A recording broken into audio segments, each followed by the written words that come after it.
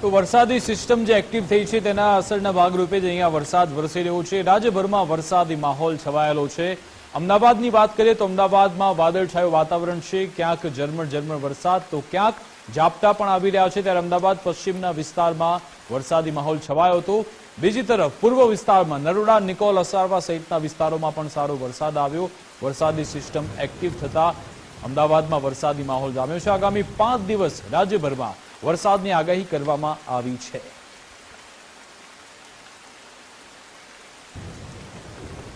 અરબી સમુદ્રમાં ચોમાસાની સિસ્ટમ સક્રિય થતા ગુજરાતમાં ફરીવાર ચોમાસાની સિસ્ટમ સક્રિય થઈ છે। રાજ્યભરમાં ભારે વરસાદની આગાહી કરવામાં આવી છે। ત્યારે આજે અમદાવાદમાં પણ જે વરસાદી ઝાપટા જોવા મળ્યા છે। બિલકુલથી જોઈ શકાય છે કે હાલ અમદાવાદના પૂર્વ વિસ્તારના તમામ જે વિસ્તારો છે ત્યાં વરસાદી માહોલ છે અને રીતસરનો વરસાદી માહોલ જામ્યો છે।